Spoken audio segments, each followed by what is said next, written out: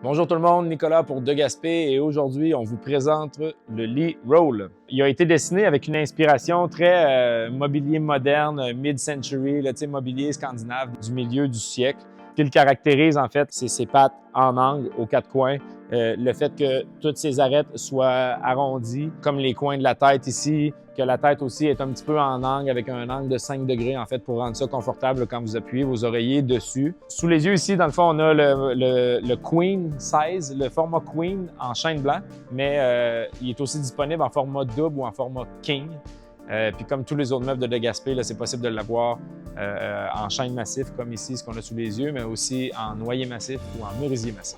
Au niveau de l'assemblage et du désassemblage du meuble, en fait, quand vous achetez un lit, c'est quand même une question à se poser, dans le sens que si vous achetez un lit qui vient tout coller en un morceau, c'est difficile de le rentrer chez vous. Si vous achetez un lit qui vient en 60 pièces puis que c'est super difficile de l'assembler, de le désassembler, ça peut aussi être un problème.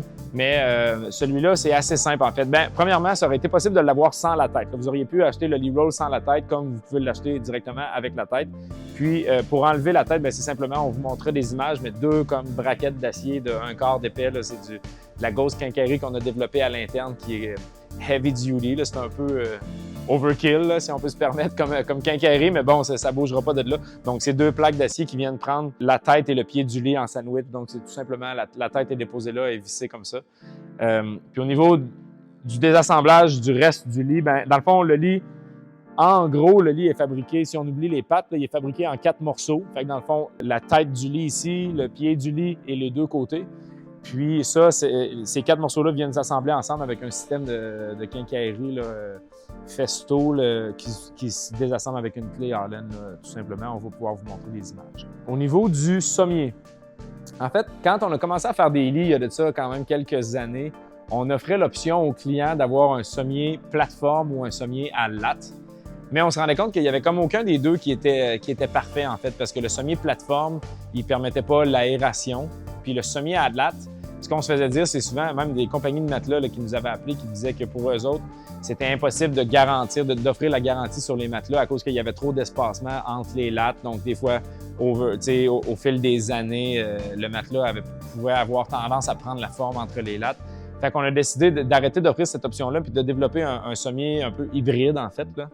Fait que c'est un sommier plateforme, c'est dans un grand panneau, mais qu'on vient comme ajourer. Fait qu'il y a beaucoup de trous d'aération. Donc, dans le fond, c'est un sommier plateforme, mais qui permet l'aération. Donc, c'est vraiment quelque chose, encore une fois, qu'on a développé chez De Gaspé à l'interne, puis qui va rester là plusieurs années parce que c'est bien cool. Puis même, justement, les manufacturiers de matelas, on a eu des retours comme quoi ils trouvaient ça cool puis que c'était parfait. Fait que voilà en ce qui concerne le sommier. Donc, pas besoin de sous-matelas ou de whatever, de quelque chose. Vous mettez le matelas directement sur le sommier. Donc voilà, et juste ici pour venir appuyer notre point en ce qui concerne la solidité du lit, puis qu'avec des images, vous ayez une meilleure compréhension de comment le lit est fabriqué. Dans le fond, c'est ça. Ce qui fait un peu la solidité, ce qui fait que le lit est un peu indestructible, c'est le fait qu'on a cette barre d'acier-là au centre, avec une patte qui se rend jusqu'au sol. Fait que, ça, c'est absolument incompressible. Fait que c'est sûr que ça apporte une grande solidité. Puis, toutes les composantes d'acier qui sont mises ici, dans le fond, qui sont là pour supporter le sommier, sont vissées tout autour du lit. Puis, dans le fond, le support de patte qui sert aussi de support à sommier. En même temps, je devrais vous le monter ici, ça va être plus clair. Mais c'est ça. Fait que la patte est assemblée sur cette pièce-là qui sert aussi de support au sommier. Ici, en fait, ces morceaux-là qui font la structure du lit, c'est du bois massif. Dans le fond, c'est plein.